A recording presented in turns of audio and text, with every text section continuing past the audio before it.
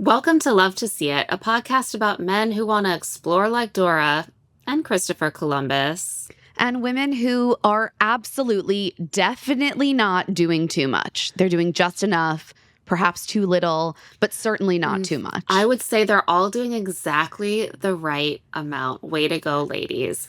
So it's time for us to get into episodes 3 to 8 of Love Island USA, season 7. You know, you just take a casual week off and like 5 to 8 episodes of Love Island happen. They keep proliferating, you know? My whole bedtime schedule has shifted later because I realized that I simply can't let the episodes pile up. If I get home late, I have to just sit and watch it. I took the weekend off and suddenly it's like when you leave 2 bunnies alone for like 6 months and you come back and there are 47 million bunnies and they've taken over the earth. Like that's what Love Island episodes Very feel like to relatable me. experience. I'm constantly It's exponential. just gathering my bunnies, thinking they're gonna just chill, returning, and they've overpopulated. Little did you know that was a breeding pair and the exponential growth has begun. So a little bit of housekeeping before we start covering this enormous batch of episodes. Over on Rich Text, we've been covering And Just Like That, season 3. And The Valley, we have also been letting those pile up like bunnies, but the pace is not quite as fast as Love Island, so it's a little bit more manageable. You can find those episodes at claireandemma.substack.com. Okay, let's get into it. Episodes 3 through 8 of Love Island. Blessedly, we will be skipping over After Sun. We have to draw like Ace, we have to draw boundaries sometimes. Yeah, thank you for respecting my boundary of not wanting to cover After Sun on this show. So we left off last week. By the time that you guys had even listened to our recap, about half of our conversation was moot because we knew it would be. We talked a lot about Huda and Alandria's little quarrel, confrontation at the recoupling. And they end up squashing things like at the very beginning of episode 3. I feel like I sort of thought this is how it was going to go. Yeah, you did. I was a little bit more hot and bothered about it, but you were right. I was wrong. Alandria sees Huda crying after the recoupling and realizes that she actually hurt her feelings. I think maybe Bella says, it came off like you were saying that she was doing too much. And Alandria's like, oh my God, that's not what I meant. And I'm going to look like a mean girl. I'm not a mean girl. That's not what I was trying to do. And so she goes over and apologizes to Huda. And Huda's the kind of girl who's always very I hate her. What a horrible thing to do. That was the worst. I would never do something like that. And then the minute someone apologizes to her, she's like, you're good, girl. I love you so much. I love you. We're best friends. You're my sister. So they're fine. I also thought it was sort of interesting that Alandria almost seemed to be saying that she was trying to produce a little bit. Yeah, she's I was so surprised by this explanation. Yeah, me too. She sort of says, I was saying, save it for, we're going to have a really juicy girl chat. Save it for that. It's going to be, so entertaining. Don't waste our content here. We're going to have a different scene, is almost what she seemed to be saying. Alandria's smart. I think she is the most perceptive about the dynamics of the show, even though a lot of them are trying to manage the perceptions on the show. She is the one who I think is the most successful at kind of clocking what's going on. I am just loving her. She is sharp. She is empathetic. She's funny. She is rapidly shooting to the top of my list. I am obsessed with her. She and Shelley are really my 2 faves right now, and Alandria has shot up to the top. Yeah. I also really like Sierra. That's my power grouping for this season. Meanwhile, Bella is really hurt and insecure after the recoupling because she got dumped by Nick, and he didn't tell her that he was going to dump her. She feels like he was really reassuring that he was happy to be in a couple with her. But then all the guys were really reassuring about that, and then they all took a swing on leaving their couples. So, she was just the unlucky one there. Yeah, she has a sad moment where she says to Huda that she just feels really small.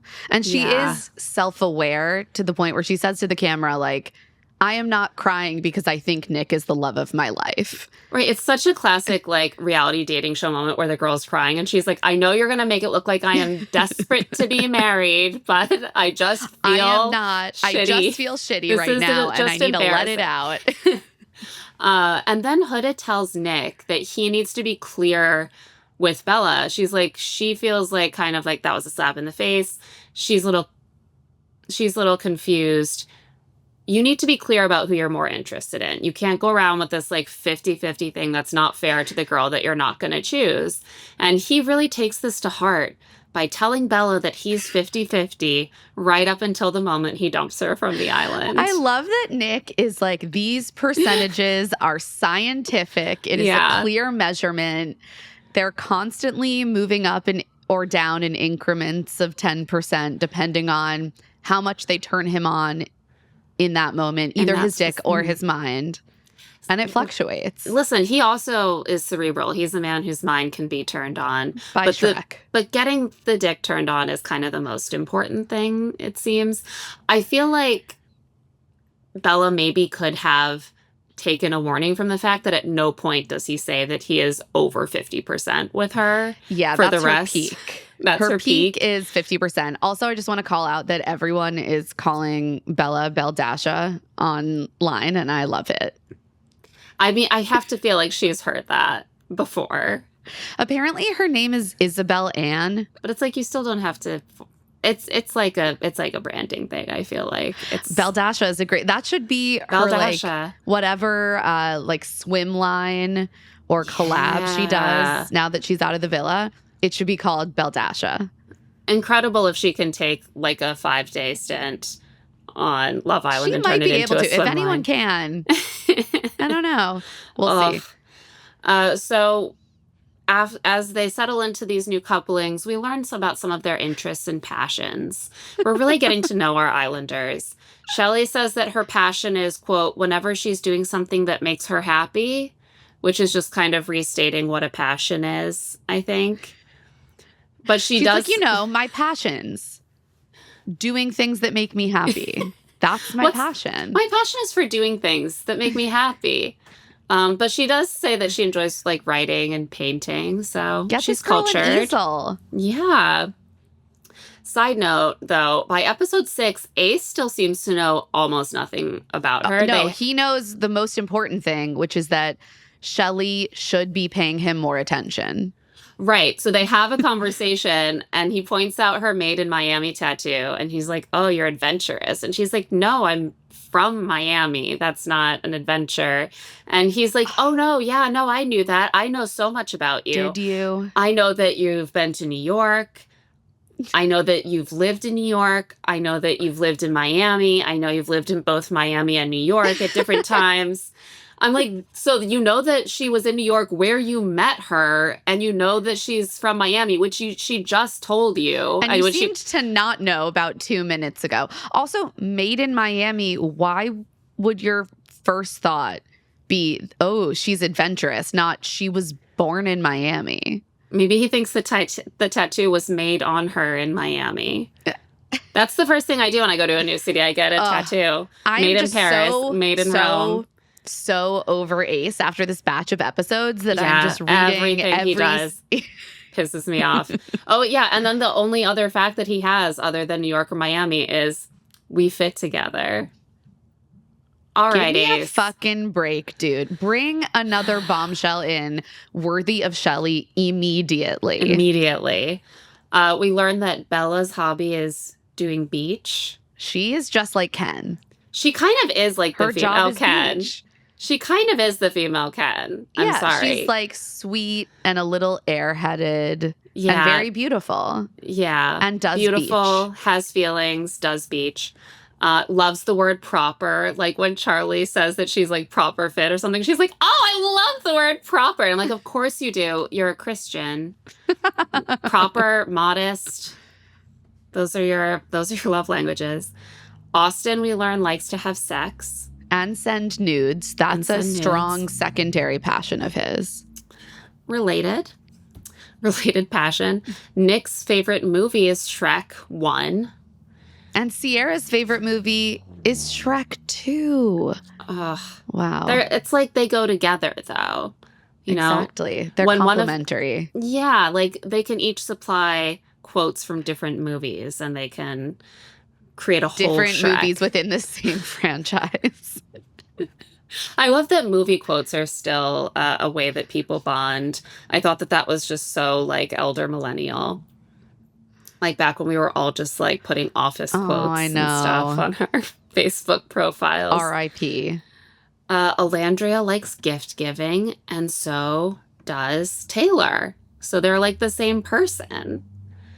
He's like, I notice things that people say they like, and then I purchase them for those people. And she's like, what?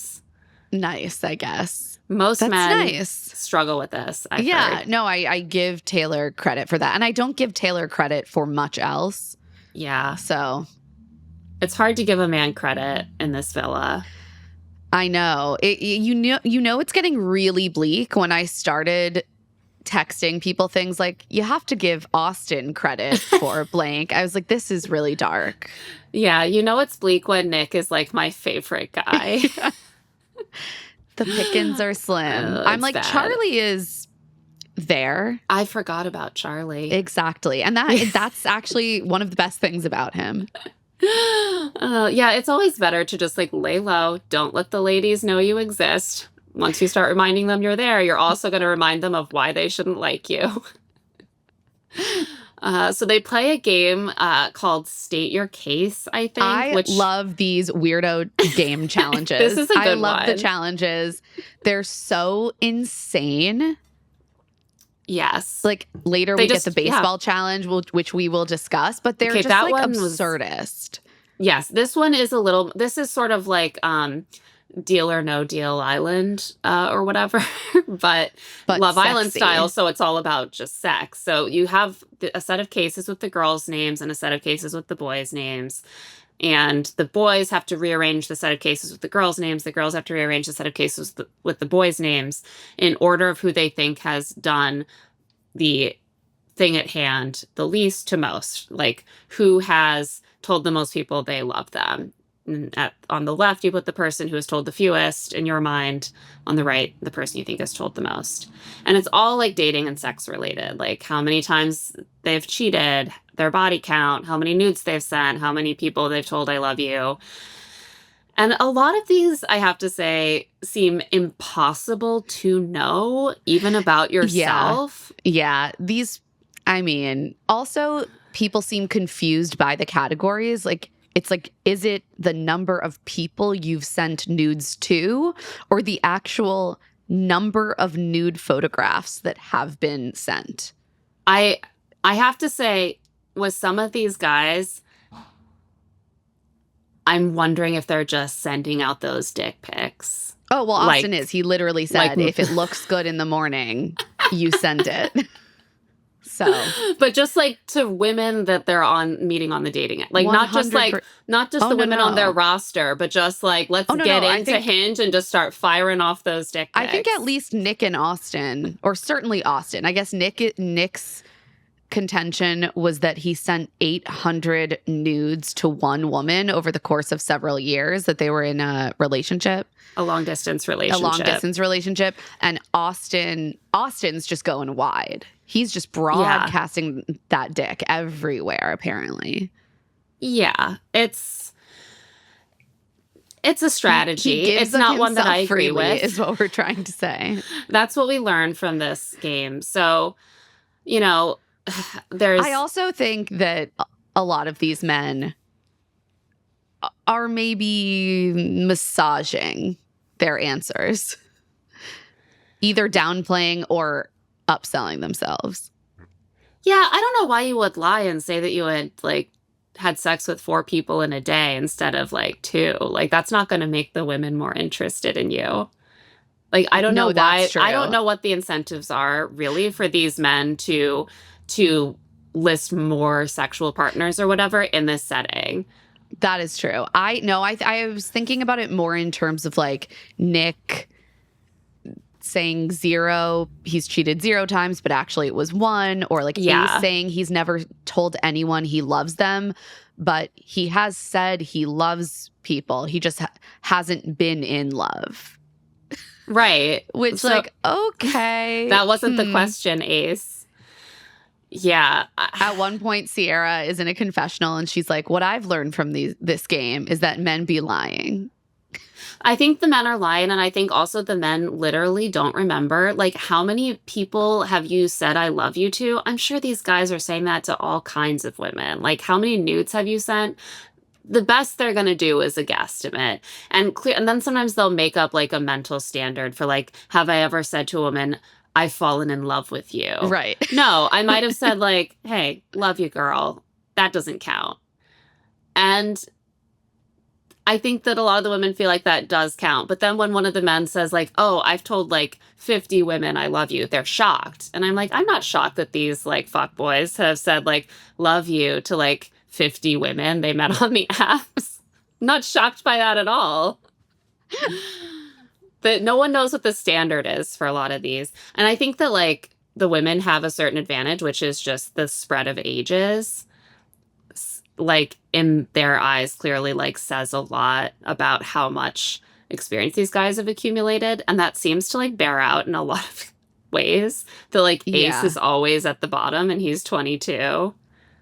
Yes. Although. And then like Charlie's had sex with a ton of women and he's like, well, I'm 27. I've never had a girlfriend. I'm like out there. Of course I've had sex with like 100 women. And I'm like, yeah, honestly, the math makes sense. If you have sex with like 10 women a year and you start at 17, you get to 100 super fast. I'm sure that he is having sex with at least 10 women a year. Right. He's out here just dating women and sleeping with them. Nick had that 3-year relationship and he had like 25 or something. I'm like, he's going to be at 108 in no time. He's only 24.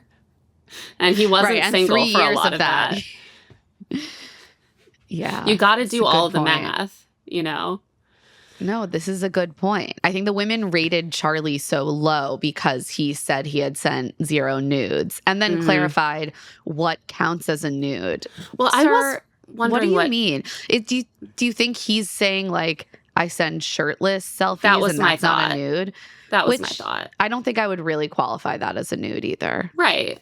That's the thing. It's like they come up with a mental standard. I don't necessarily disagree with that. But at the same time, it's like, God, are all the other men just sending so many dick pics? Like, calm down. Austin like, is. I feel like a shirtless pic is mostly what women would be interested in. Is that so heteronormative of me? I'm like, I mean, personally, that's what I would be interested in. No, I think he was sending shirtless pics, and he didn't think that counted. And I do kind of understand. I would agree with but him. It's not fair because if a woman sends a shirtless pic, no one's like, that's not really a nude. Yeah, but I would say like if a woman sent like a photo in like a sexy bra from like the waist up, I don't think I would count that as a nude. I still don't think it's fair. Men should have to wear shirts. It's not fair. That's my...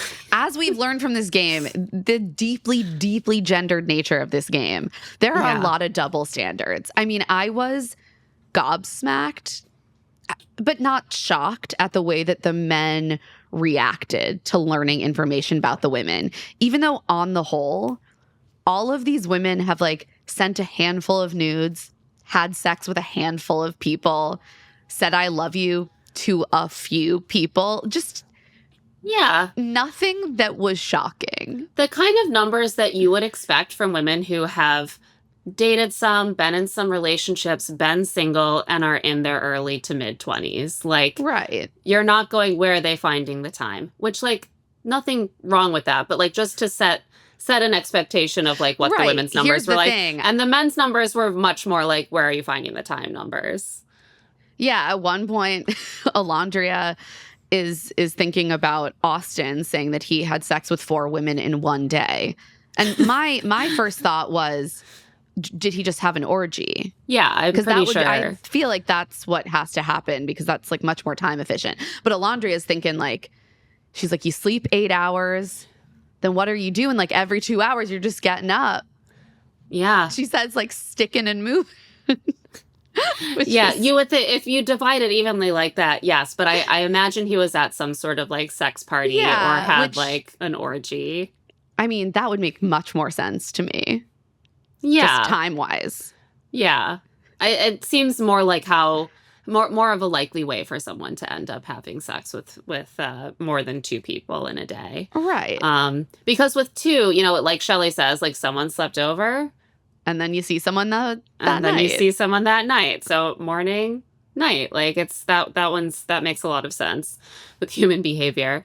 But so they're kind of like heckling each other.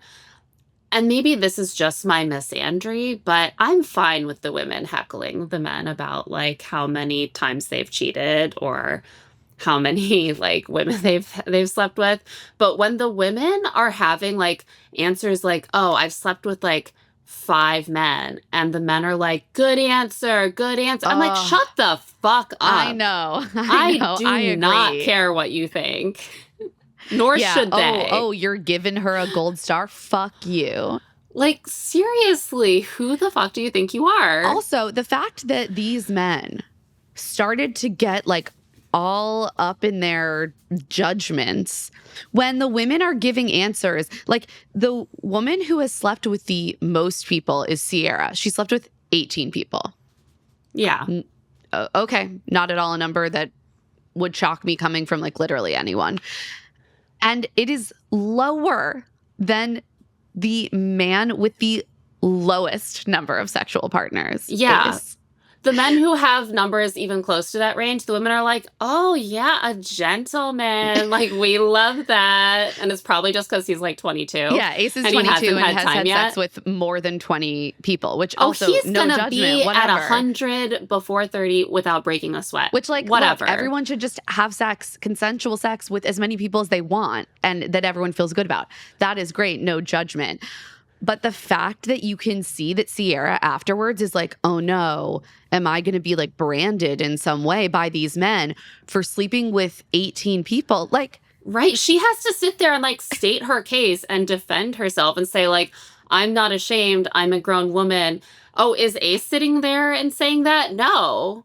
None of the men are saying that except for Charlie, who had by far the highest number of anyone there. No, someone else had 104. I think Austin was 104. Austin. Yeah. But Charlie is like the only one who really has to state his case on camera. Yeah. Sierra has to sit there like penitent and be like, "I know this looks bad, but I won't apologize." She has like lower number than any of the guys. Like, crazy. It's like they're comparing the women against each other in order to brand like the sluttiest women as like a red flag. But then the man who is the least slutty.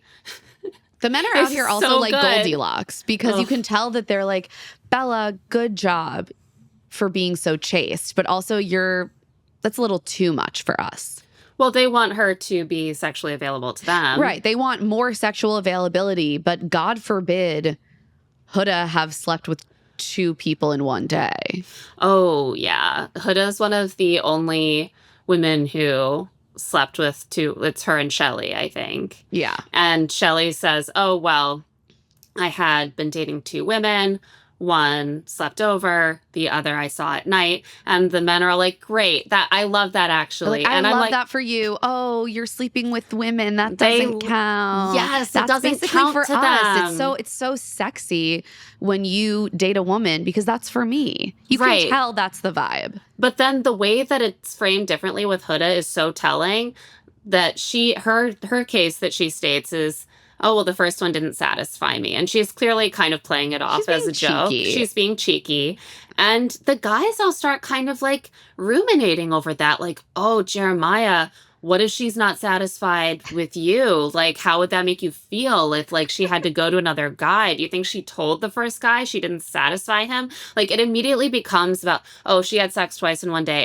It's a threat to like men's sexual control and dominance. No, it is emasculating. Yeah. That this woman would have the audacity to sleep with 2 men in the same day. And Jeremiah, you can see him grappling with this, even though he says, "Well, I have the same number, so I can't judge." but you can tell. They're He's all judging. They're all judging. He knows that he knows he shouldn't judge. He is self-aware enough to know that he shouldn't, but he is judging. And Ace uses this to just like needle at Jeremiah, call into question Huda. I mean, it started to make me feel very weird. This is sort of the first indication we get that Ace is doing something odd. Yeah. Like I said last time that Ace is like a chaos demon. That was after like the first 2 episodes.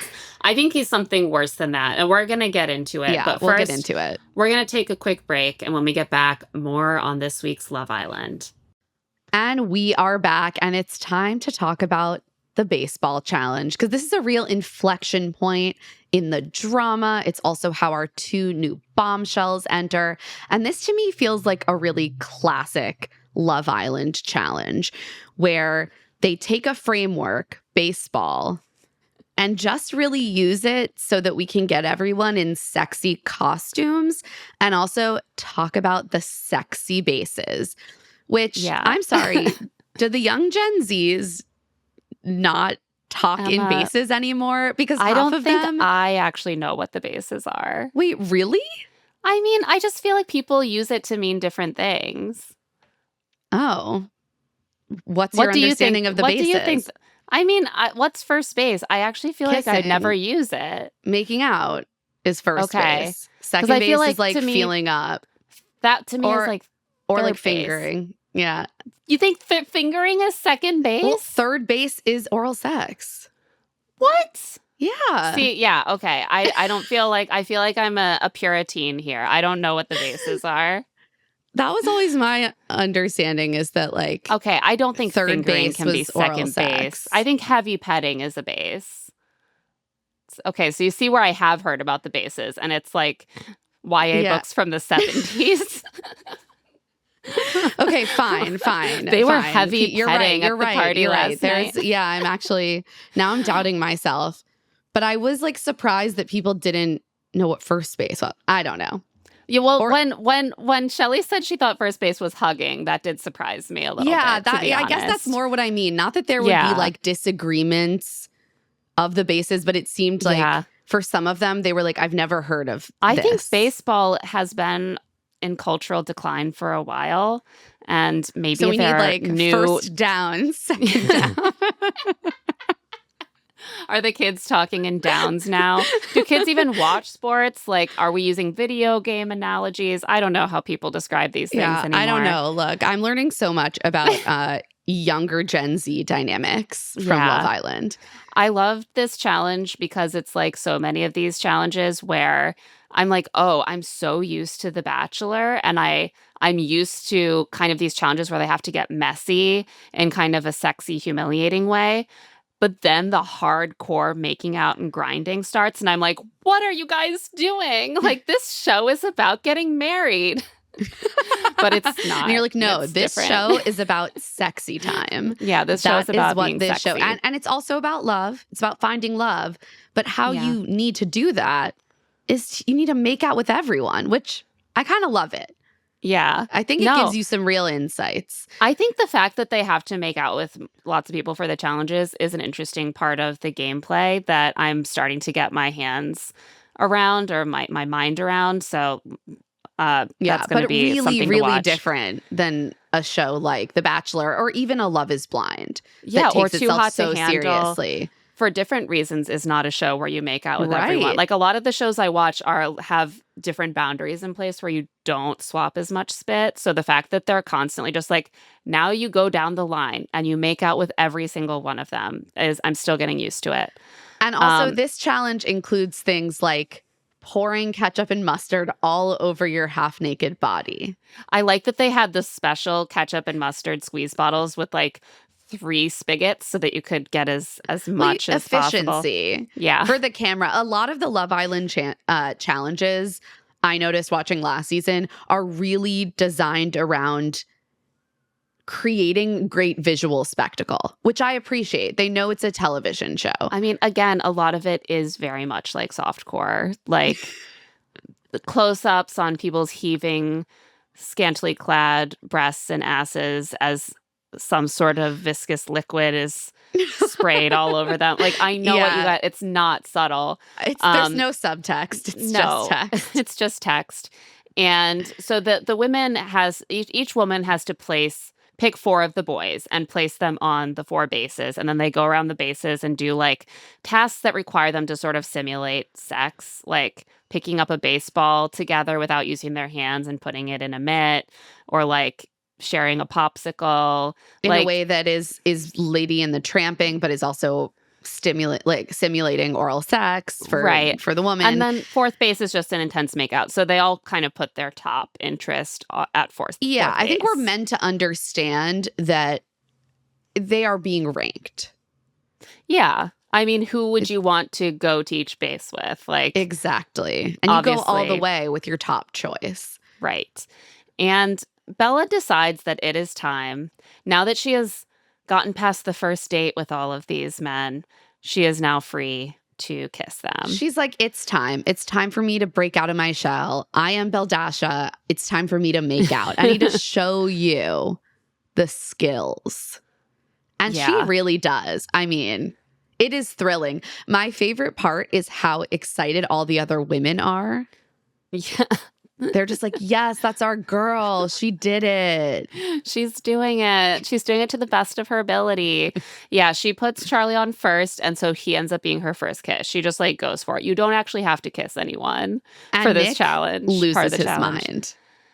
Yeah, but he is on 4th, and he gets the full makeout, and he is just like this throbbing ball of jealousy and arousal by the end. That's a perfect way to put it. And he had just had a really good 4th base makeout with Sierra, who had previously set the bar for just overall sexiness. Well, this is what gets them back to 50-50. Back to 50-50. Because he was like, I find Belle-dasha so hot. Yeah. And now she'll make out with me. Really got to think about things. Yeah. On the other hand, Sierra likes Shrek 2 just as much as I like Shrek 1. And that seems like the kind of companion that could really be my best friend for life. I feel like his connection with Sierra, like, I was rooting for it right away. Like, I just don't really see his connection with Belle-dasha as being anything outside of attraction. Yeah, I think I was going to say the same thing. I think he's very, very, very physically attracted to Belle-dasha, maybe a little more than he is to Sierra, but he's obviously attracted physically to Sierra. Like at a later point in a conversation, he says, like, with Sierra, the physical attraction has like gotten there. So I think he felt like, oh, it's not as immediate, which, okay, sir, calm down. And people have noted on TikTok that Belle-dasha does look fairly similar to his ex-girlfriend. Mm. And so maybe she's more his type on paper or whatever. But ultimately, I was also rooting for Sierra. I just wanted both of them to stay on the show. Like, I was bummed that it ended up being in Nick's hands to like choose one of them to go, because I didn't want either of them to leave the show. But I do think he made the correct choice ultimately. I'm going to be transparent. I don't really enjoy Bella, and I was not sorry that she left. Like, I think not it was to be ultimately like the right move. Yeah. And I don't think know. she just sort of like reached her pinnacle on the show. Like, I don't know how much more she could have done. It's like she came in, she showed herself, she opened up a bit more. She came, she made out. Yeah. She left. I think she did her job. For me, she just wasn't giving much in terms of personality, or like it felt like there's a lot of like catchphrases and like, you know, mannerisms and hair, and there just never felt like much that I could connect with her through, and I just couldn't get invested that much. I think initially I was bummed because in the first episode that we meet the 2 new bombshells, I just didn't feel that excited by either of them. As we moved forward over the last week, Amaya really showed up with the drama. Oh, Amaya's absolutely bringing the drama. Yeah. So I was like, okay, I see what they were doing here. But in the moment, I was bummed to see Belle-dasha. I mean, let's be honest. I always hate it when a man gets to choose to send a woman home. Exactly. I'm just always mad when the men have the power. I'm just desperately waiting for them to bring in some dudes and give the women the power at the recoupling. Yeah. So before we get into the recoupling, though, we do need to talk about who our new hotties are. We have Hannah, our resident blonde. I will say that her best friends have been out here on TikTok letting people know that she is not MAGA. They're like, we know you saw her hair. Look, you saw she's blonde. She's blonde, but like she's not MAGA. She's just blonde. We know who the MAGA in the house is, and no one's talking about it.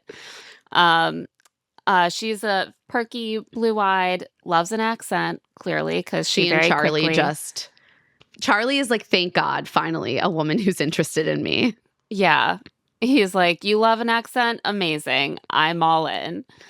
Amaya is the other. She is like sort of raspy voice and intense. Part Dominican and part German, apparently. She's very beautiful. She loves saying, in the club we all turn. And I don't know why. Is that a variation on is it? The fam? Or maybe I'm mishearing the last word she's saying, but it's not fam. I was like, that's not the Honestly, I didn't even notice this. She says it like 4 times. Or maybe it's 2. I don't know. 2, 4, who can say?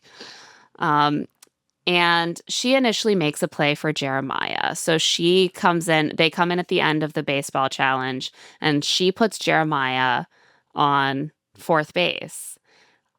Jeremiah has not previously been on any bases except for Huda's, because the other women are terrified. The women are like, absolutely not. They're like, Charlie, you can be on first base. And the men we're actually interested in can be on the other bases. And Jeremiah, we are not touching with a 15-foot pole. Because they know that they will be destroyed emotionally. And both Hannah and Amaya put Jeremiah on bases, but only Amaya puts Jeremiah on 4th, which makes a statement. And Huda, I was alarmed by Huda's reaction, frankly. Like, this is a game. This is a challenge. They're all supposed to be making out with each other. That's what it is. They're less than a week in. And Huda just immediately goes to like, Amaya's a bitch. I don't like her. She's like, there's something off. I don't trust her. Like, why would she do that? Does she not see what we have? Girl. She just got here. She's a bombshell. That's her job. Right. And like, I know in theory they're watching the show, although sometimes they say or do things that make me wonder if they have been watching the show before getting there. At what point they like stop watching. It's still very early when Amaya shows up. But also, like, even watching the show, someone might seem pretty coupled up, but that you only know a fraction of what's going on with that couple. Right. You show up, you're a bombshell, you throw a bit of a spanner in the works, you test the relationships, that's your role. She's like, I don't like her.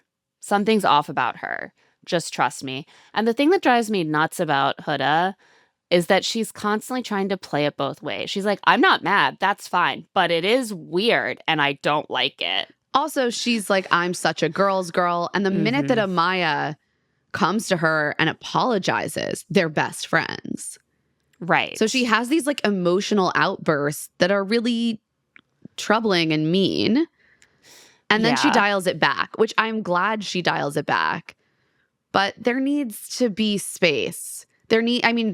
You were just watching, you could see this whole week that we are careening towards some sort of explosion with Jeremiah and Huda.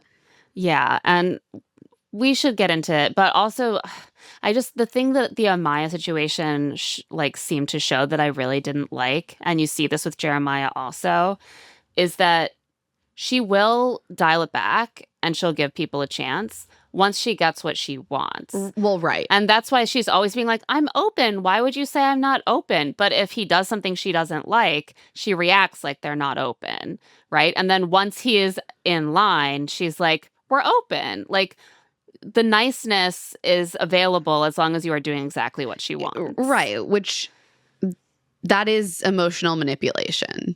Yeah.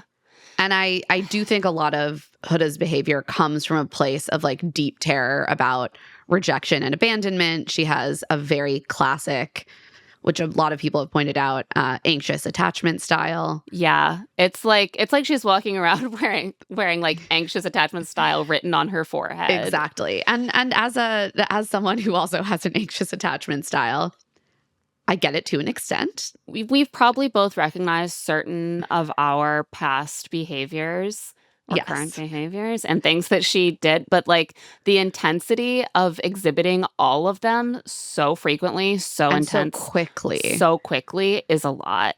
And what also makes it fascinating is that she really sees herself as more emotionally mature than like everyone else there. Yeah. And she says this. She says to Jeremiah, like, we're like the mom and dad, which is a common way to refer to like the couple that settles down the fastest. Yeah, and it seems like other people are saying that too. Right. But she's like, we're the like, most emotionally mature. And well, she thinks that being settled down means that they are inherently more emotionally mature. And that's part of why she's starting to annoy some of the guys, I think, because they're like, Huda acts like if we were emotionally mature, good guys, we would be settled down already. But that's not really how this works. Like, just because she's settled down and Jeremiah settled down doesn't mean that we're bad if we're not settled down after 3 days. This is a dating show. This right. is a dating show. Like, that's where we are. And you can also be in a relationship that is very emotionally immature and toxic. Right. For example, Huda and Jeremiah's relationship. Exactly. And one thing that she has been doing within the relationship that a lot of people questioned was not telling him about her daughter. But she does tell him after just a couple of episodes over the very loud squeak of a dock mic, which thankfully they did fix at some point. So distracting. I was like, what is that horrific noise? And she explains, she's like, you know how I'm like so emotionally mature? It's actually because I'm a mom, which is true. If you're a mom, you do just become emotionally mature and you don't even have to do any further work. It just happens, which we can see in Huda and I'm sure you've noticed in me as well. What did you think of Jeremiah's reaction to this? I thought it was interesting. I could see him struggling. Like, he is very taken aback by this information. And he wants to be a good guy. I think that's a very deep desire in Jeremiah. Like, he wants to be at least perceived as a good guy. Yeah. And, oh God, this is just bringing up, like, I am the person as an anxious attachment who has a long history of going for men that are desperate to be perceived as good. And you can run into a lot of issues in that dynamic. Don't say. Yeah. So I could see him being like, it doesn't feel right to like break up with someone because they have a child. And I do really like her. Like, here's the thing. I do genuinely think that Jeremiah and Huda have real genuine interest in each other at the base of their relationship. I think it has been like twisted in many ways and their dynamic is not healthy, but I do think that they like each other and there's a reason they gravitated towards each other so quickly. Yeah. And so Jeremiah is like, well, I guess I should just not end things here. But also it would be like really understandable if he at 25 didn't want to commit to being a step parent. And he doesn't want to commit to that, but I think he wants to play it a little bit more like, we'll see. Well, like, right. I can't say for sure about that yet, but I don't want to end things. I was a little surprised that he was so chill. I was sort of expecting a little bit of like, why are you just telling me this now? I mean, it wasn't weeks and weeks, but it had been a few days of like pretty intense bonding. And I was a little surprised there was no pushback and that he very quickly was just like, great, cool, that's fine. It made me like a little bit sus. Like, I think that a lot of people on the island and in the audience suspect that Jeremiah just wants to win and that he's locking in early And this kind of played into that for me, unfortunately. I was like, Yeah, I if he's agree. not really planning a relationship after, then why would he be that shaken up by this? He's kind of just like, sure, great. Yeah, that's fine. We'll Right. I'm talk not going about to it later. abandon my strong connection when I could be like a beloved couple and last the whole time on this show. Right. It makes him look good to say yes, and he doesn't really have that much to weigh if he's not taking it that seriously. And also, I think it's during this conversation, or maybe a slightly later one, where he says, like, oh, well, like, if we win this thing. And I'm like, oh, interesting thing to bring up during a Week conversation one. about like real life issues that you would face is like, oh, but winning the show. I don't know. Also, he doesn't understand the Love Island audience at all. Yeah, well, like I said, when we were talking about Alandria, a lot of these people think that they are playing these very brilliant games, and I just don't know if they are correct about Yeah, that. here's the thing. Jeremiah and Huda, 0% chance of winning. Zero. Yeah. First of all, the Love Island audience doesn't tend to love a couple that is just together from jump without facing some like real tests, which Yeah. they are. And I guess maybe they could bounce back from it. Also, people are just really clocking the toxic dynamic of Jeremiah and Huda's relationship on both sides. That's the thing, is like their challenges are mostly coming off as internal challenges caused by her insecurity and like hit some of his own behaviors that sometimes feed into that. And those are not appealing obstacles to overcome. Right. You know, no one's like, oh, wow, they overcame the fact that she was constantly like surveilling him and being like, you need to say the exact right thing or you're in big trouble, mister. Like, no one's rooting for that couple. No, And I'm like sorry. You just can't, you can't go in being like, I'm going to be this kind of couple. Yeah. But they do get a date. They get a date to a water park. And I was obsessed with this because they are both like hilariously convinced that this date will show them how their relationship will be in the real world, because they won't just be hanging out in the villa. They'll be doing like real life stuff, like going to a completely empty giant water park and having drinks. Yeah, that's real. That's That's real and real. raw. He's like, it's amazing because now I know not only can I hang out with her at the villa, I can also hang out with her while going down a water slide and then having a drink by the water slide. It's the exact same environment as the villa. What are you talking about? There's also something so dystopian about a completely empty amusement park.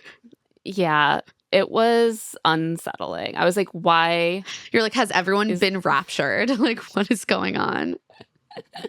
When the rapture comes, everyone at water parks will be going straight up to heaven. That's what I know.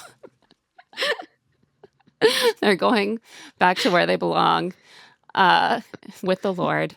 So this is starting to raise, like, their dynamic is starting to raise some eyebrows around the house, the villa. Meanwhile, specifically with Ace and Alandria, who seem really skeptical of their like insta love. And one of them seems to be coming at that concern from a good place, and the other is coming at that concern, I think, from a sus place.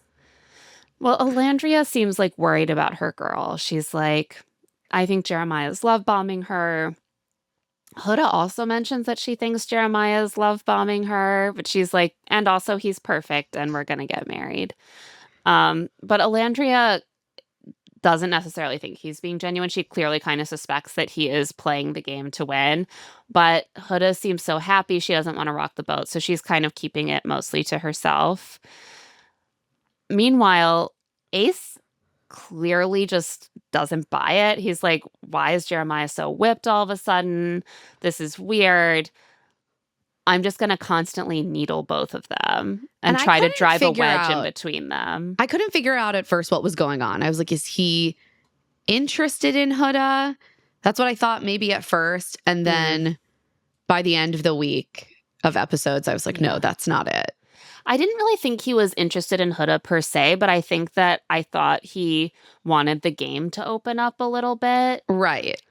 And I still think that might be part of it. Like, I think that he also wants to win, and he is a little threatened by the idea of this locked-in couple. But none of it seems like fueled by interested in Huda. It seems more like he wants to almost kind of tarnish Huda. Right. Like, by the end, it feels like it's fueled by disdain for Huda in a way that feels unearned, like misogynistic. Yes, misogynistic. Even though obviously we have real criticisms of Huda's behavior and of the dynamic in this relationship, which I strongly believe they are both feeding into. Right. There are even moments where I sort of agreed with Ace or thought he was being sort of funny about it. Like after Amaya comes in and Huda's really bothered about it, she's talking to Ace about her reaction. And she does the whole like, I'm not mad. And like people can pull people for chats. That's fine. We're open. I just think it's weird that she did that. And I don't like that because it's weird. And she's so clearly actually mad and not open. And Ace just is sort of like chuckling. And he's like, do you understand that we're 4 days in? And I agree. Fair. I was like, that's fair. She is clearly either delusional or lying to herself or just knows that she has to try to pretend that she isn't feeling what she's feeling. And it's way too soon for that. But then he's going to Jeremiah and truly just trying to sprinkle suspicion about Huda's genuineness. Right. Multiple times. And then ways. Nick joins in by the end of the batch of episodes too, which really bothered me. But we saw this from so early from Ace. Like we saw Ace needle Jeremiah about that kissing challenge. Like, oh, maybe Huda's the one who got up to kiss me. Right. Exactly. He is trying to get in Jeremiah's head constantly. And it starts to get really weird.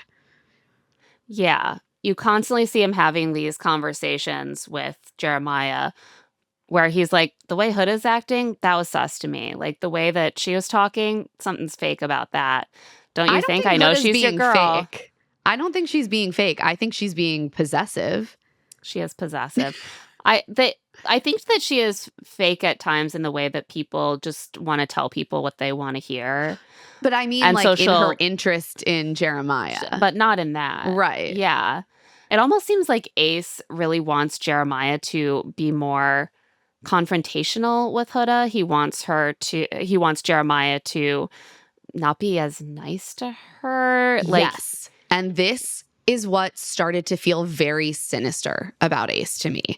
And I saw there's been a lot of discussion online from various people talking about the potential influences of like red pill content on some of these young men. And Ace is 22. He's very solidly in that younger segment of Gen Z that has been incredibly influenced by the manosphere and has really taken a sharp rightward turn. And that analysis felt compelling to me. Like there is an undercurrent of some of Ace's behavior, which comes up in a few different ways, that feels like a guy who just wants women to be taken down a peg all the time. He wants, he has a problem with the fact that Huda is dominant in the relationship, or that like she might be dictating certain terms, and like that offends him, not because he's interested in Huda, but because he doesn't like to see women doing anything that could be seen as like asserting control. Like it feels like he has a disdain for some of these women. We see it with Huda, and we certainly see it with Amaya, who he ultimately couples up with. Yeah, and there's a lot to get into there. Yeah. But yeah, it starts to seem less strategic with Jeremiah than just this personal discomfort with seeing Huda being able to kind of expect certain things from Jeremiah and receive them. Like he's like, you should kind of like keep her on her toes. Like, and if I have to tell you not to trust her for that to happen, then that's what I'm going to do. I was fully anti-Ace pilled by the end of this batch of episodes. And I really liked him at the beginning. He is like such a great type in a way to show, although I no longer really want him to stay very long because it's getting disturbing. No, but I've seen people really turning. They're like, maybe we got to push Austin and even Huda and Jeremiah down the list. We gotta prioritize Ace now. It's dark, but I do think it's sort of instructive to see how it is the case that someone who is so charming and comes off very soft-spoken and likable, he's funny, like he's fun to chat with, and then to see how that can pull you in, only to reveal that there is something much more like controlling and concerning underneath. It makes me uncomfortable. Yeah. But you're right. You're right. It is quite instructive. On that note, we're going to take a quick break. And when we get back, we will get into the particulars of that recoupling. And we're back. So let's talk about the big recoupling and the first exit from the villa. So the bombshells are here. They've had their chance to get to know everyone, make their connections. And it seems like there are going to be a couple switch ups. Like, is Ace maybe going to get to Shelley first after all these times being kept apart? Nick is still trying to weigh Sierra and Bella, who are 50-50 to him, truly. He even like makes out with Bella and then immediately goes and makes out with Sierra. And he's like, oh, now I'm even more confused. Each makeout just makes me want to choose her. And so Jeremiah picks Huda, of course. Charlie chooses Hannah, the new bombshell. And they're like an insta couple because like no one seems to care about either of them, or not in a way that makes it into the edit. Taylor chooses Alandria. Ace chooses Amaya. This was baffling to me. This felt like such obvious gameplay because he and Shelley are circling each other. It felt like from jump, the two of them wanted to be coupled up together. And I thought for sure when there is a recoupling, we're going to see Ace go for Shelley. Yeah. So it felt really, really weird to me that he went for Amaya instead when he clearly has the strong intention of pursuing Shelley, which is sort of the first thing he tells Amaya. Yeah. I thought that this was a weird move and revealing it because I think that it also, like, we're at a point here when you're exploring, but it's been like a week. Why don't you couple up with the main person that you've been interested this whole time and explore that for a while? There won't be any lack of opportunities to explore with other bombshells as they come in. Are you trying to slow burn That's what this I a felt. little bit more? It comes off as fake. You have the chance to pick her. You've had an interest in her for a while. No, it is fake. It's strategic. He and I couldn't figure out, is he trying to, and maybe it's both these things, is he trying to force Shelley to come to him? Or is he thinking, in order to win this thing, you can't couple up too quickly? Honestly, so I'm going to keep me, Shelley on the back burner. And maybe it's both. That was my first thought. By the end of this batch, I was thinking more that he was truly just trying to, put Shelley kind of in her place. Yep. In a sense, like take her down a notch, be like, you're not my first choice, so like maybe I'll get around to you, but don't count on it. Shelley, I want so much better for her. I don't want her with Ace at all. Somehow I want her with Ace now less than I want her with Austin, which is completely insane because I don't want her with Austin either. Yeah. I mean, her options are terrible, and she's like one of the most desirable women in the villa. The options are bad all around. Yeah. And Austin had also had a good conversation with Amaya, and they'd made out. So I was like, maybe Austin will end up coupled up with Amaya and instead. He would have. And he would have. As we learn later, Austin clearly expected Ace to pick Shelley. He was like, oh, Ace got to go first, so he's going to pick Shelley, and I will couple up with Amaya. But he didn't do that. So then obviously Austin and Shelley recouple. And then Nick ultimately chooses Sierra, which I think was the right choice. And Belle-dasha exits the villa. Yeah. And farewell to Bella. She had her time. And I'm really happy personally that Sierra stayed. Me too. I love her. And the she women also are has all some like of the best style. Like I love that her style actually subverts the Love Island type a little bit. She had a really great outfit where she's wearing like really long baggy jean shorts with knee-high boots and a cool distressed denim or like discolored denim corset. It was just a very cool her fashion look. stands out. Yeah, I loved it. And she has science facts as well. Maybe we'll touch on. She teaches sex ed. She has science, scare quote, facts. So immediately after this recoupling, Ace has just picked Amaya. And given, like, they all give these little speeches about why they want to couple up. And his is very sweet. I truly thought it was going to be about Shelley. Like, I can't wait to finally. Everyone did. Well, because he's saying also, like, finally I get to, like, share a bed and, like, chat late at night. And, like he's been, like, anticipating this for a long time. And it's someone he just also, met. Indicating that he is quite interested in the person he is picking. So that feels important. And so he immediately does a full heel turn. And I think this is where all of those little moments where you're like, what is he doing here? Start to be reframed in a much more negative light. So he pulls Amaya, and I thought the way this unfolded was actually very telling. He's like, how are you feeling? And she says, I'm feeling good.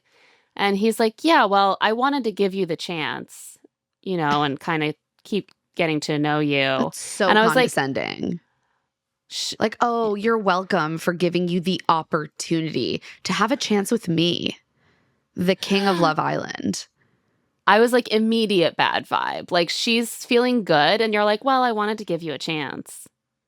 It's just slightly negging, a little, it's slightly pulling her down a little bit. Yeah. Like, I was giving you a chance. All of his conversations with Amaya, and let's be honest, she doesn't always respond, maybe in the ideal way, to his needling. But all of his conversations with her are meant to take her down a peg and then another peg and then another peg. And he does it in this really calm manner that almost dares her to overreact and get offended so that he can be like, you're being crazy. Yeah, 100%. Like, with ice water in his veins. Like, he is so cool about doing it. It's almost even more unsettling.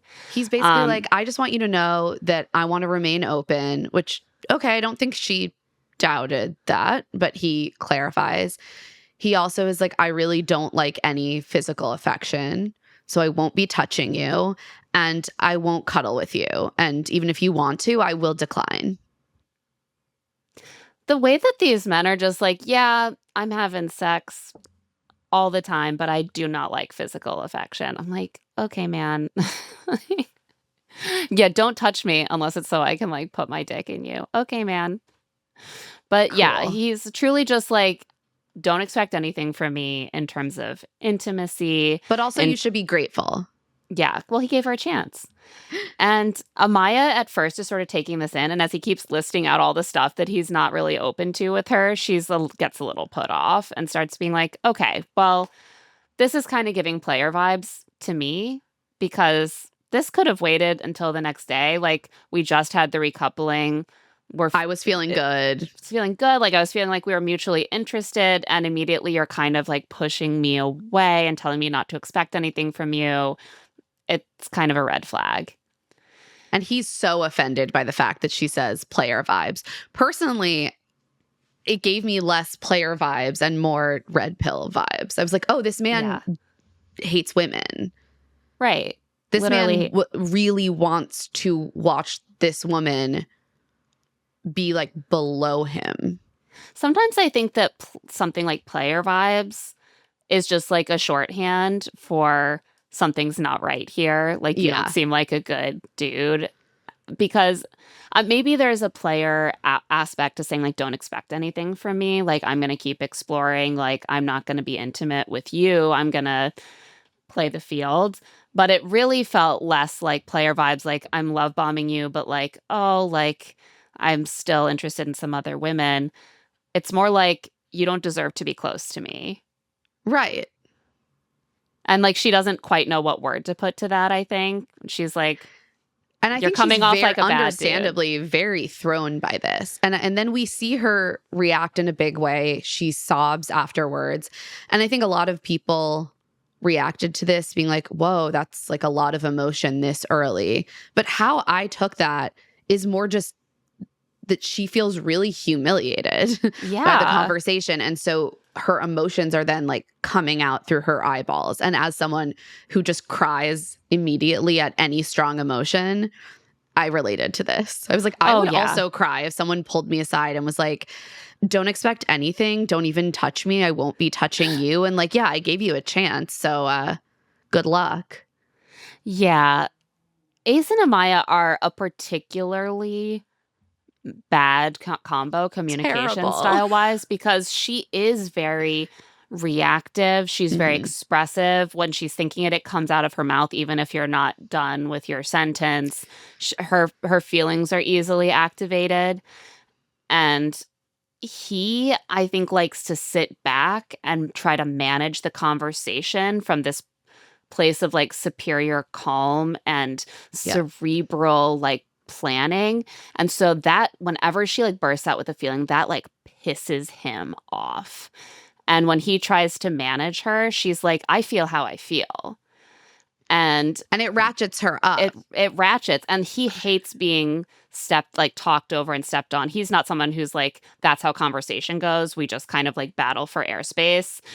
Some people are like that, you know, that makes him furious. And she doesn't like the fact that he's kind of like sitting back and like needling her in this calm way. And it's just explosive together. Yeah, I was glad when eventually she just concluded, we clash, we're a terrible match. We should not be anywhere near each other. That is completely unfortunately, accurate. It takes like 3 to 4 times of this exact dynamic occurring. No, they rehab this conversation and every time it's just more and more disastrous. Right. So after this night passes, even the night goes badly. Like, he hugs Shelley goodnight. Amaya asks him if he'll hug her goodnight. And he's like, no, I'm good. That really, I hated that. That's just you being an asshole. That's you being an asshole. Like you can give a friend a little hug. You can give like, it just felt cruel. I think that is part of his communication style. It's controlling, it's withholding. She reacted emotionally in a way that he didn't like. And so he is withholding something that would make her feel more secure, make her feel more connected. He's just going to keep that from her. And I thought it was very representative of the way that he wants to communicate with his partner. Not a healthy way, by the way. And it doesn't work for her at all. Very unhealthy and very disdainful for women in general.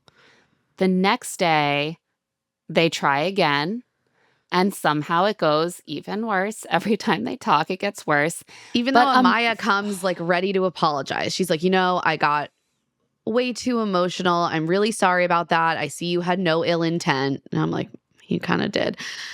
But she's trying. She's being generous. And I think the women are being so generous most of the time when these conflicts happen.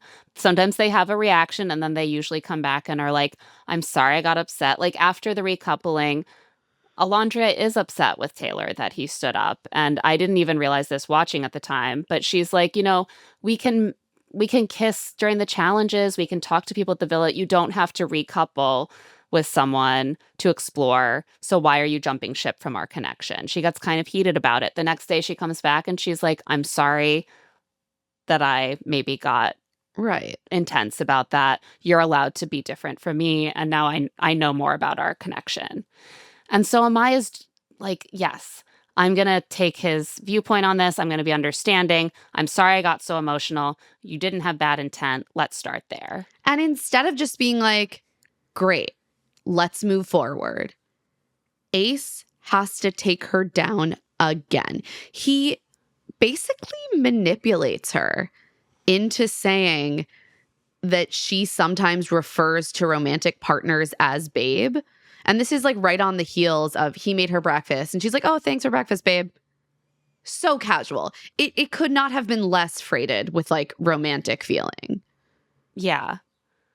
And he clearly wants to get her to say that that is what she calls her partner, so that he can be like, aha, you call your partners babe, therefore you see me as your partner. We just met. How dare you assume that intimacy with me? That's a boundary for me. Don't call me babe. That's a boundary. I want to dial it back for a second here. An appropriate way for him to respond to her apology would be with his own apology. Huh. Great call, Claire. Yeah, that was nowhere. Like, oh yeah, I understand why you got emotional. I didn't mean to try to embarrass you or hurt your feelings. I thought it would be better to be transparent about, but I can see that maybe I didn't communicate that in a very tactful way. Glad we can now move forward with our expectations set. And instead he's just like, okay. Oh, I've actually discovered something else you're doing wrong. Right. And it's a boundary violation. This is the man who has soaked up all the therapeutic lingo and wields it as a weapon. A boundary violation is when a woman does something that I don't like and I want to correct it. When a woman is wrong, boundary violation. And what do you know? Women are always just like being wrong around me. Yeah, my boundaries are getting violated on the daily by women doing things that aren't my preference. And the way that he says it also really pissed me off. Same. It's actually a boundary violation to me how Ace is acting on this show. He's constantly like correcting her while kind of leaning back, very low tone of voice, smirking. It's a fucking power move. Yeah. Oh, yeah. There's no there is a way to bring this up if you need to. Right, where you could have said like, look, this might sound really dumb, but I just get a weird feeling when people call me babe. I know that you probably didn't even notice that you've been doing it, but I would love if you would just call me Ace and not a term of endearment right now. 100. You can be a little self-deprecating. Yeah, this is just a weird thing of mine. You can be understanding of her mode of communicating. Mm-hmm. I can see that you're just someone who's very emotionally expressive and you talk this way. You can show some willingness to laugh at yourself. Like when she kind of teases back, he could laugh at himself and be like, yeah, but you know, I do want you to call me Ace. Like, what can I say? I'm a big goof.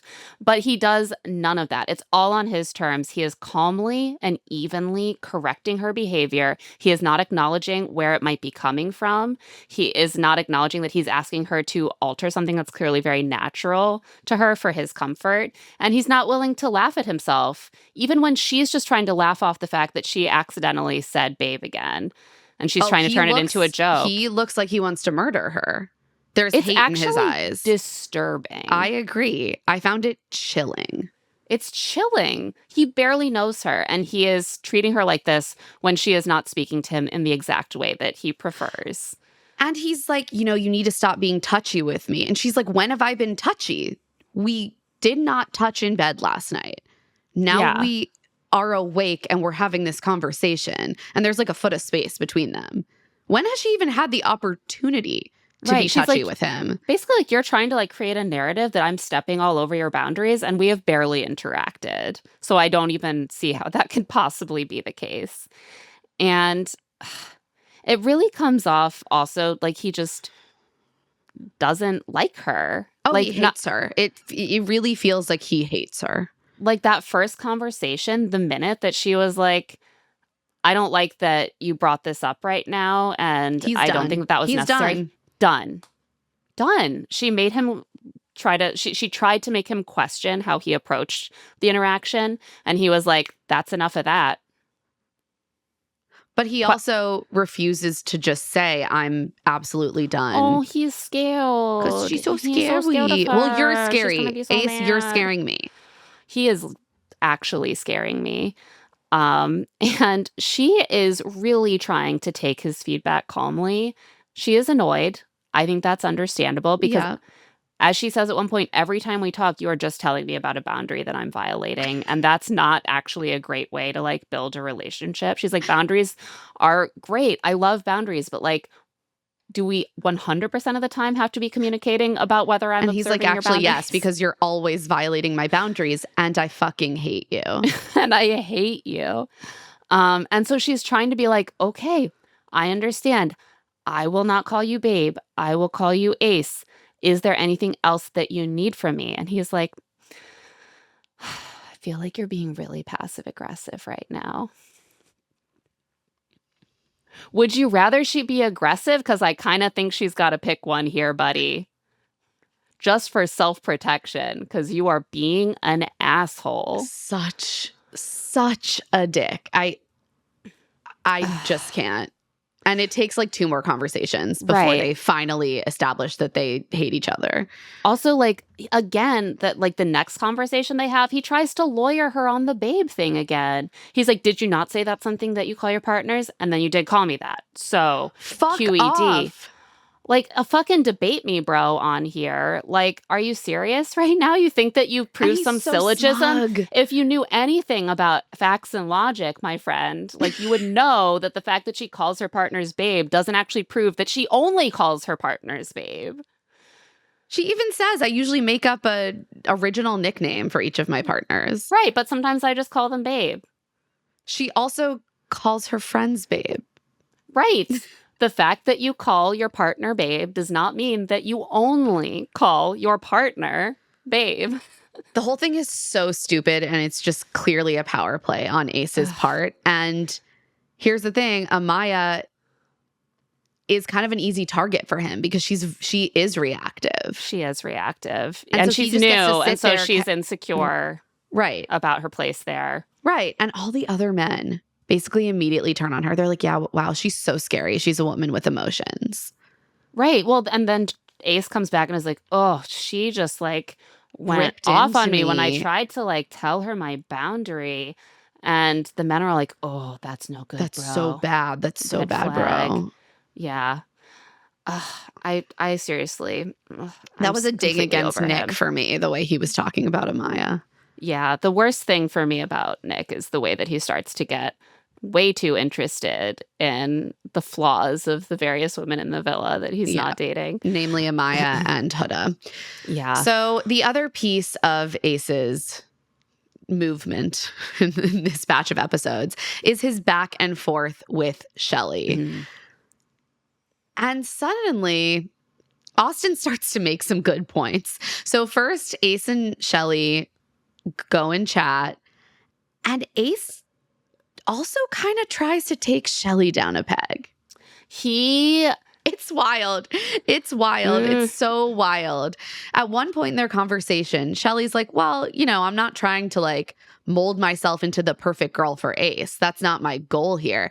And he looks at her with such a smug face and is like, oh, you're not? That whole conversation what? Was him being like, oh, well, you gotta like kind of figure out how to date Ace. Like, I need this, and then that's gonna happen, and that's just like how you do it. And she's like, okay, but like, that's not what I'm doing. He's like, I don't really understand. Not my goal here. I'm actually exploring my connection with Austin. I am open to other people, and I'm open to you, but that's not right. Not It's like about my white whale. Assessing if we're compatible. It's not me trying to change myself to be the right girl for you. He's like, but you should be. And he's like, oh, and that was an incredibly revealing moment. I was like, that is actually what he thinks dating should be, is the girl trying to mold herself into being a better partner for him. 100%. It's not about compatibility. And he also truly seems shocked that Shelley wouldn't be doing this. He's like, no, but obviously you are. I do think that, first of all, a lot of people have clocked that Ace is clearly very online, which makes sense. He is a big time influencer. He makes like references that are too specific to be accidental. Like, I saw a TikTok pointing out that at one point he comments on Amaya's laugh and then like mimics it in a way that is identical to Justin Bieber doing the same with an interviewer's laugh. Is it like Maria Menounos or something? Yeah, it's the Maria Menounos clip where it's like, oh, I like your laugh. It's like, and Ace does the exact same thing. And so like, he's clearly like drenched in a lot of these memes. He speaks in memes. And I do think that he is also, as we've said, really drenched in a lot of these ideas, these really regressive ideas that are on the ascendant right now, that we should be going back to this idyllic time when men got to kind of scoop up this unformed sort of nascent puddle of woman who was like fresh out of middle school and like shape her into the woman-shaped piece that fits into the hole in his life. And that's kind of the role of women. I feel like the new 2025 twist on that is that he should get to like dictate the shape of the woman, but she should be the one actually doing all the molding. Like she needs to put in all the effort to make herself perfect for him. And he should get to sit back and just watch because he's the prize. He is the prize. Go off, King. Sorry. Ace. Go off, Ace. Sorry, babe. Sorry, babe. Ugh. And Austin mostly seems really annoyed because he is kind of at the mercy of Ace's decisions right now because Austin, I'm sorry, is second choice for Shelley and he's second choice for Amaya. And so whoever Ace has decided is not the person he's pursuing right now is Austin's partner. But that means that Austin doesn't really get to be the one with agency. And so he's talking to Charlie about it and he's like, oh, I'm so tired of being a fucking triangle. Like, he needs to just like figure out his shit with Shelley, basically. Like, yeah, and he's like, I don't understand. It's so transparent. Like, it's so clear. He's talking to the camera and talking about Ace. He's like, it's so clear that you want her. Just fucking go for it. And he says, quit acting like you want her to come chase you. She's not a chasing type girl. But he does. And that's why he's always with the little negs and the little, I want you, but not so much that I'm going to chase you. Like, you got to come to me. He does the bare minimum. Like, we see him start to put in a little more effort and pull out lines like, the sun is shining on us. That must be a sign that what we have is so beautiful and bright. Okay. He tries to plan a yoga date for her. Yeah. I was so happy when that yoga date got canceled. Bungled. The fact that they have this whole villa and there is no one to lead a yoga date except for Nick, who has never taught yoga. I was like, you're telling me we don't have one person with their yoga teaching certification in this whole villa right now? Come on. But I don't know. Austin, I just don't feel sorry for. And it's not just because he is... Oh, I don't feel sorry for him. I was just like, unfortunately, he's making some correct observations about Ace. Well, like, he's like, Ace is fucking around here. Which is correct. I mean, I think that he is making what I'm saying is that I think he's making the correct observation by virtue of the fact that he wants Ace to do the right thing because it will benefit him. Like, he's like, Ace needs to do the thing that will work things out for me really well. Oh, I don't think Austin is some like... And I don't even think I don't think Austin even wants Ace to let Shelley go because I think Austin would have quite happily gone with Amaya. He just wants to be with the girl who is not still being kept on a string by Ace. Yeah, but I think you're right. That's his option right now. But he's right. Shelley is not a chasing type girl. Ace just hasn't figured that out yet. Some of the other relationships hit some tough spots. Sierra finds out that Nick had also kissed Bella in Soul Ties before he kissed Sierra in the photo booth before the recoupling. When Alandria brings up this makeout in the dressing room, she's like, I can't believe that, like, so funny that he sent her home. They were like making out, like they were all over each other. And Sierra's like, say what? Alandria's working so hard. She is like, she's spreading the goss, keeping the action moving, the goss and the gospel, and I love her for it. Thank you for your service. But this, like, Sierra confronts Nick about it, and they fairly quickly squash things. He's like, I was definitely going to tell you. Yeah, I was so thinking about it. I was thinking about it so hard. I was thinking about telling you, and she's like, and then you didn't. And he's like, yeah. Also, can we talk about how poor Nick has just this like growing pimple? I can't over even the talk course about of it. a few days, just like in the center of his face. I can't. First thing I want to say is that I relate to Nick as someone who we both have struggles with skin, so we get it. The second thing I want to say is that if a woman had such a situation on the villa, it would be invisible. Like she would find a way that you would not see it. Maybe at a certain angle, you can see the outline of it, the 3D, the It wouldn't just topography. be out here like growing like straight in the sunlight. I was like, men just are allowed to just have their imperfections out there, and I love that for them. Third thought is, I'm sure that house is full of pimple patches and like zit cream. So what's the Right. deal? I would just be walking around with like one of those star pimple patches on all the I time. know Be they like, have I'm them. cute. Yeah, it's not great for him, but it seems to be going down, as the days pass. I feel like it's starting to dwindle.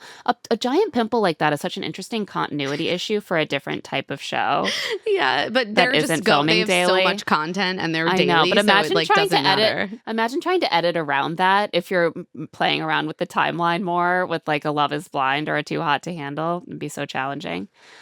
Um, let's talk about Taylor and Alandria because Taylor's growing on me a little bit independently of Alandria, I really but keep I going back don't. and forth on Taylor, and I certainly want better for Alondria.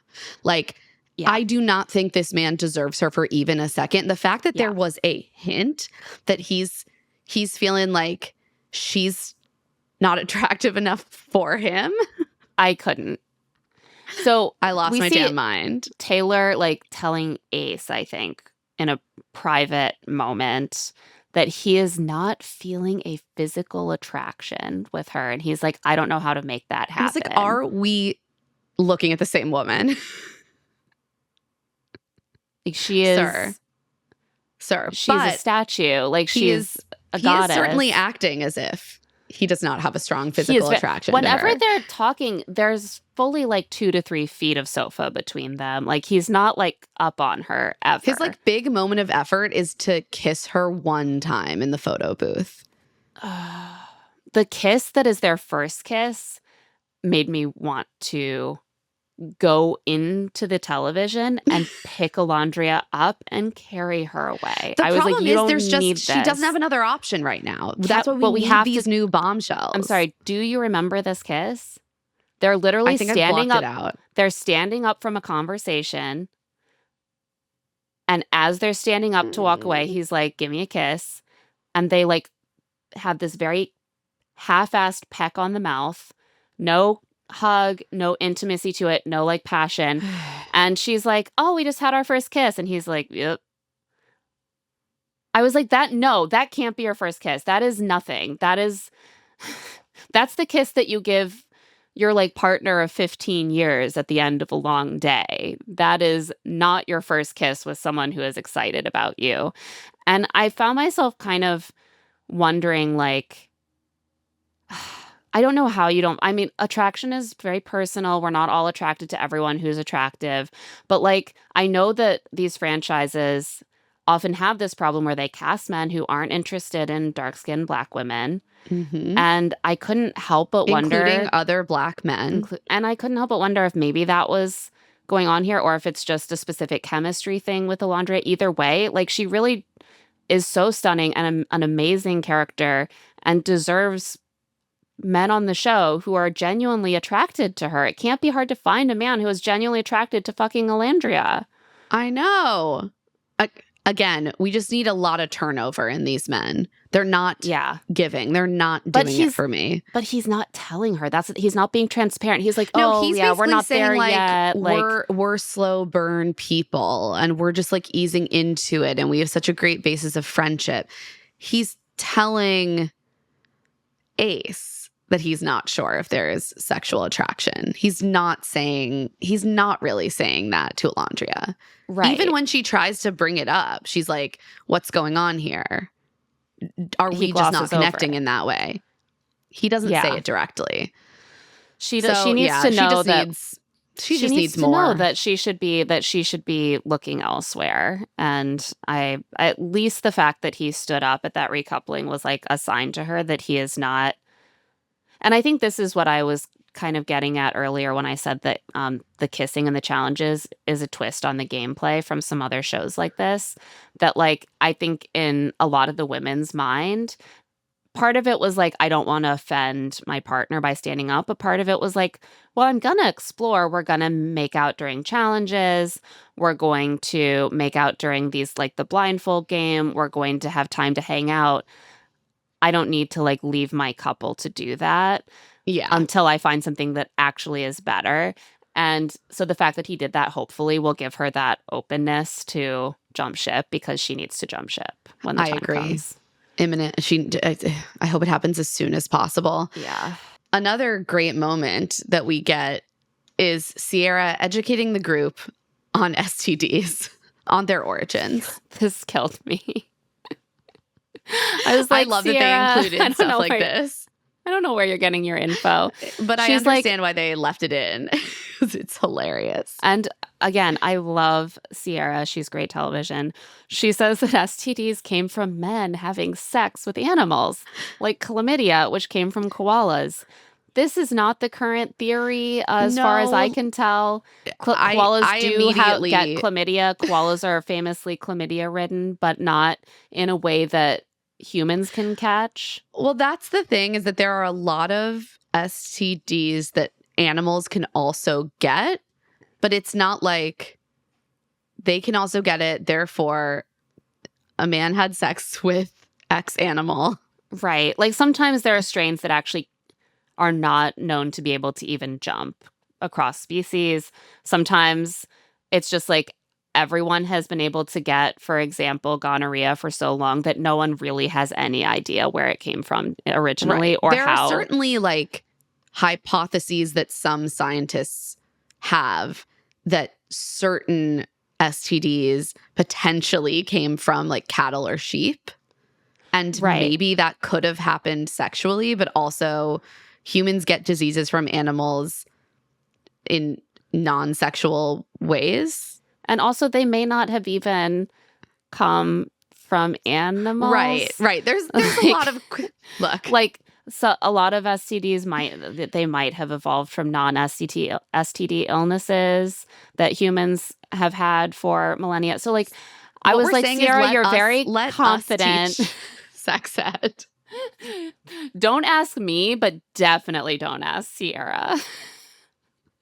And then Hannah says that Christopher Columbus fucked a manatee, and everyone looks shocked in a way that makes it seem like they believe that she is revealing like a sacred truth to them. They're like, he did? You know what? Oh my God, I think we can be messy bitches and spread rumors about Christopher Columbus. I feel good about it. It is canon. He fucked a manatee. I mean, he did famously think that manatees were mermaids, and we all know what Christopher Columbus really wanted to do to a mermaid, so... Exactly. The math is all there. Facts. So let's talk about the final challenge that we see in this batch of episodes, pucker or pie. Each islander is asked a question. They choose an islander that like fits that question. And then they like spin a pog, or like they throw a pog essentially. Yeah, and they toss a giant pog. We are showing our age. I know, these kids don't know what pogs are. Do people younger than 35 know what pogs are? No, certainly not. But for me, it just looked like a giant pog. And on it's like an in-person video game. On one side, there's lips, and you have to pucker, you have to make out. Or there's a pie, and you pie someone in the face. It's just a way to get everyone messy and get people making out. There are a few notable answers that are given. Like Sierra says Ace is the islander there for clout over love. Notably, Ace does not get mortally offended by this. He's like, just hold. Alondria says Jeremiah is the most likely to fake a relationship to make it to the finals, which, whoop. Yeah, that's kind of if I were Huda, I would have some follow-up questions, because you could say that about someone who isn't in a serious relationship with your girl. I was like, And then Huda says Ace is the islander who's secretly waiting for someone better to come in, which like, okay. Yeah, right, like why not? He's the one who's in a couple that is clearly not working. Like they have He's fully in a broken couple up. that has That is they're done. like it's done. They've broken up. They're not together anymore. So why would the way that it didn't make sense is that he's not secretly waiting for someone Yeah, better to it's come actually very along. open. Yeah, he starts being like, "Oh, Huda doesn't like it when you call her out when she like really does something bad." And I'm like, "Why are you talking like she killed your dog or something? She is playing the game. She had to say someone. Why was it offensive for her to say you?" And she does do a people-pleasing thing where like she gives Amaya one explanation for her answer and Ace another, but like whatever. Yeah, well, she tells the girl, she's like, "Oh yeah, like I wanted to call him out for the way he treated Amaya, and obviously, like you guys aren't even interested in each other anymore. So of course you're waiting I for was gonna someone pick one of else. you. But I didn't want to pie you, Amaya, so I picked Ace. And then when Ace confronts her, she's like, "It wasn't personal. I wasn't calling you out. It was just jokes and good fun. I love you, and I'd I rather just would make out rather with you." I'd rather make out with you than Amaya." And you're like, okay, Huda. But does this make her like a bad person who's gunning for Ace? Like, no. Also, why are you so offended, Ace? And why are you not offended at all at the implication that you're there for clout, not love? Like, I don't understand. Well, he's like, "I don't need clout. I'm already a famous influencer. I was in People magazine for my or like Us for my Weekly TikTok for my lives." I mean, this I think just really set him off because of how Huda's already been getting I just under think his he, skin, at this and he point, really wants an hates opportunity. Huda. Yeah. I think he hates Huda, and it was another moment where I was like, this is too much. It's just so silly because I do think that Huda ended up spinning it to him one way because he was clearly so mad, and she did kind of want to call him out, but it was all supposed to be sort of like In fun good fun. call outs. Other people got called out in worse ways. Yeah. And he got called out in a worse way, and it didn't result in this. And so now that she's being confronted, she's sort of like, "Oh no, I love you. It was just jokes." Because why should she have to answer to this? Right. Also, it's it was ridiculous. all kind of just jokes. Like, It's a lighthearted ridiculous. game. That's what they do. I mean, it was so stupid. He's like, "That doesn't play like with my image that I'm crafting, or I don't like that she should get to say something like that to me." Some very bad vibes here. I did think it was weird that Jeremiah said Huda was the most high maintenance. But she doesn't seem surprised. He makes a comment like, "You can bring her 2 plates and she'll still have something to say about it." Oh, and well, she seems like clearly- a little irritated. I mean, Jeremiah and Huda are getting irritated with each other. This was Right, just well- like setting the stage for what we see. Well, and I think this was a callback to like, he brought her like a big breakfast and she was like, "Can you get me water?" And he's like, "Yeah, I was just..." So like, he's like now needling her about that. She's annoyed, but they play it off. Austin and Nick end up, getting kiss for each other, and they get a little bit gay panic about it. Oh, there's strong gay panic vibes. They're like, ooh, ha, ha, ha, ha. Let's kiss on the cheek. I'm like, it's 2025. We're Like, still going to do the guys. thing where the guys are like, "Oh God, we have to kiss. Like, how can we do it in a way that's I'm definitely like, not make gay?" out. Just make out. Calm down. If the women got kiss and tried to play it like that, the guys would boo them off the stage. They'd be like, "Make out." Sierra, I love this. Actually, I did love Sierra gives her red flag vibes out to Shelly purely so that she can just toss the giant pog to have it land on Kiss. And she's like, "I've just been waiting to get my lips on Shelly." And they have an incredible makeout. And I was like, 2 queens who should just couple up together. Honestly, can they fall in love? Like, is that allowed? I don't by the know, rules but of Love I Island? love it. I want it. Queer Love Island when? Like, I'm obsessed. now? Is it now? Because I want that. Ace gets to kiss Shelly for one of his answers, and he like does this thing where he pulls out the pie anyway, and she's like, "What are you doing?" And it's just to like get cream in his mouth so that he can like Put make it out in with her her mouth. with cream in her. Like, it was a little it was a lot. intense. It was really intense. He like This lifts her up like by the ass, and they play Olivia Rodrigo over it. This is just Ace's style, though. It's all the like really dramatic displays of like masculine sexuality and Yeah. like dominance, and then the actual emotional relationship is like, prove yourself to me, bitch. Like, Prove yourself. Oh, you're made in Miami? Adventurous. I haven't been listening to a single word you've said this whole week. Also, after this, they all kind of separate to talk about what happened, the boys and the girls. And incredibly, everyone's face is basically clean with a few flecks of cream. And Shelly has like a full mask of white foam on. Did Why she is just no one not telling her? fully? She didn't. I don't know. She clearly didn't like towel off her face or whatever. No, that's very clear. Like, I'm wondering why no one has told her that her face is still covered in white cream. Maybe she knows and she's just like, I'll get it off in the shower. I'm secure. So before we wrap up, we have to talk about Huda and Jeremiah again and the strong Trouble in Paradise vibes we are getting. First, we see Alondria and Jeremiah go for a chat because Jeremiah is like desperate to talk to people who aren't Huda about the fact that he is dating a single parent. Yeah.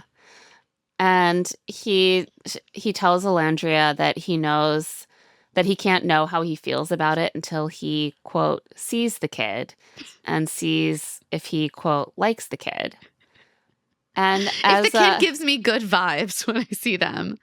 Yeah, no one ever asks if a kid is just a bad hang, you know? Like, this kid is annoying as fuck. I'm out. And as Tatiana put it in our group text, this is not a Facebook Marketplace purchase. You're not just being like, yeah, I'm going to come look at that couch and just before I decide, I need to see it in person. This guy is just certainly not prepared to be a father figure to a 4-year-old. Just like 0. Yeah. Like, he's she's not 4. prepared. I guarantee you are not going to like her a lot of the time. Like, I loved my 4-year-old very much. He's 5 now. He's still around, but he's 5. I loved him very much. 4 is, there is a lot going on emotionally and developmentally. Big feelings, very little regulation. Oh, yeah. And then like a lot of life and change ahead of her. Like, you're not going to like her all the time. And you kind of have to be committed to being in that role of being like a parent adjacent, like bonus parent figure, even when you're not liking the kid, and not treat them like a person that you're in sort of a mutual adult relationship and with that can be severed if you don't like them. Exactly. And Alondria is trying to like gently usher Jeremiah to have this realization. She's like, just remember, like, it seems great, seems like you guys are doing well, everything you're feeling is fair, but just remember that you have to think for 3 and not 2 if you're with Huda. Like, she's a package deal. You have to always keep that in mind. And you can see Jeremiah starting to panic. And then this is combined with the fact that Huda is getting very, very anxious and constantly seeking validation. You see her just turn to him in like a group setting at a table at one point and be like, so are you closed off? She's constantly just like, so are you closed off? So should I date? So should I pursue someone else? Are you pursuing someone else? You're being weird. Are we okay? Like, constantly with the little questions that are like put him on the spot to answer in exactly the right way in that moment out of nowhere. And then if he doesn't, she spirals. At one point, she starts a fight in a way that was like recognizable to me, but not in a good way. Like, in a way that I would really need to unpack in therapy after, where she starts by being like, so like, are you open? Like, do you want to maybe consider other people? And then he says something like, no, like, I really, I like what we've got going on.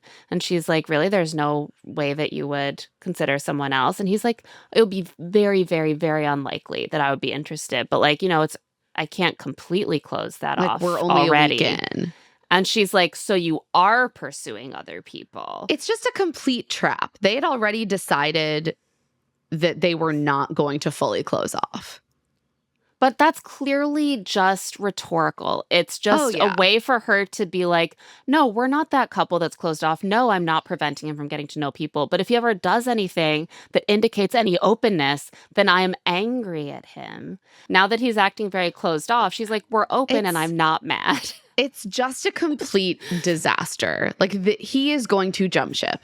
He is going to jump ship when the next bombshells come in. And I guarantee you they are finding a bombshell who is tailored to his tastes to the T. I mean, this is just, and he's starting to build up this resentment towards Huda very quickly that is like coming out in all these little ways. And you can tell it's going to get ugly. Well, yeah, because he, like, listen, I don't necessarily trust that Jeremiah is fully as in this as she is, but the way that she is going at this does not engender sympathy. And instead, I find myself thinking about how exhausting it must be to be Jeremiah and to constantly be set up to piss her off, to be asked a question that she knows she suspects that's a trap. And then if he doesn't give the right words, he's in trouble. And then he's like, wait, what do you mean? That's not what I said. And she's like, that's what it sounded like to me. And then he has to rephrase it in a different way and explain it so that she's not mad anymore. Right. And then by the end of the conversation, he's finally pacified her, but he feels like crap. And he feels like crap. And then on top of that, she uses these like terms of positive reinforcement with him that feel very infantilizing. She's always like, you're doing so good. You're doing great. You're doing great. Well, they have this whole conversation that starts the way that I just described, and then she finally gets him to say the right thing, which is that he's not actively pursuing anyone, and he doesn't want her to either. And she's like, you're doing great. And he calls this out. Yeah, he's like, I hate that. It sounds like you're talking to a kid or a dog, which it does. Yeah. It's not good. And then he's like, I don't want to talk to you right now. You're tired and you gaslight me when you're tired. It's just like, you're like, this is a bad dynamic. This is not good for anyone. And this is going to end disastrously. Yeah. Something that I had to learn when I was around Huda's age is that it might sometimes feel really good to have that anxiety kind of like grow into a conflict that's out in the open, and then to receive from that conflict's resolution the words that salve your anxiety. But what you are doing is like repeatedly knocking out the supports of your relationship. You are making your partner feel less of like the things that you want them to express to you. Like they're feeling... Also, you're always going to have to seek that affirmation again because you don't actually feel secure. There's no base. Exactly. Yeah, I too had to learn that. I had to learn that you have to self-soothe sometimes. Yeah. You have to like process your feelings on your own. You can't constantly demand that your partner do that for you. And also the other men, like Ace and Nick, are feeding into all of this. Yeah. They're like, I think Huda's going through this fraudulently. She's so dominant. Fraudulently. Yeah. I mean, they have this conversation after Pucker Pie with the guys where Ace is clearly just venting his spleen over Huda saying he was just waiting for the next thing. And he and Nick sort of kick off this thing with Jeremiah where they're like, I don't know why she would say that. I don't think she was telling the truth. I think that she was being fake. She was trying not to piss people off. Like, I don't even know where they were getting this from. She pissed you off very directly, and I think she was being truthful. I agree. And they were all playing a game where sometimes they made a choice for some reason other than being explicitly truthful. But the game is also a social game. Was Sierra being fake when she said, Shelley gives me red flags?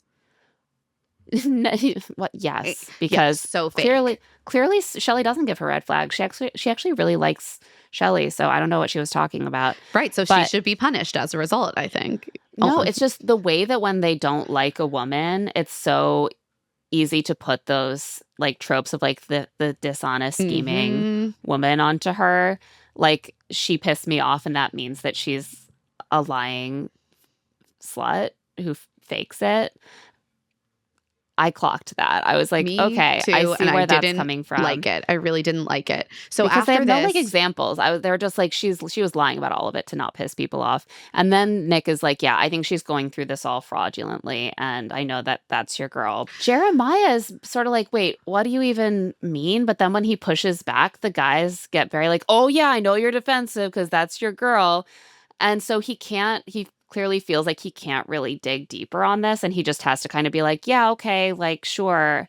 he's like, I okay, hear what you yeah, I hear I you. hear what you're saying. I hear what you're saying. And then he's super in his head after. Right. Like Austin even says, you guys got in his head and now he is picking a fight with Huda. Right. And they're like, Say yeah, what we you did will get about in his Austin. head. He is observant sometimes.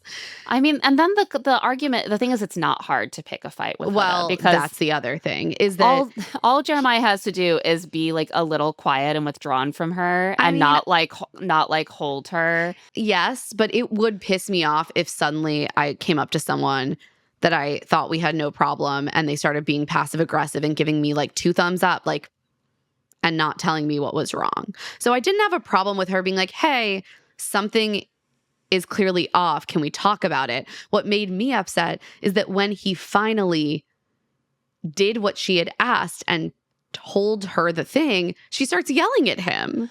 But I think that those things are kind of a piece. And I say this as someone who has certain tendencies in the same direction. And so I do know where it comes from. He's freaking her out. He's not acting exactly the same as always. But she is not someone who's ever going to be like, he needs a minute. Or right. No, I'll that bring is this a up. very I'll good bring point. this up in an hour. It's always like in this moment, he's not acting exactly the way I'm used to. What is it? What is it? What is it? What is it? What is it? What is it? Why are you just giving me a thumbs up? That's weird. Okay, I'm pissed now.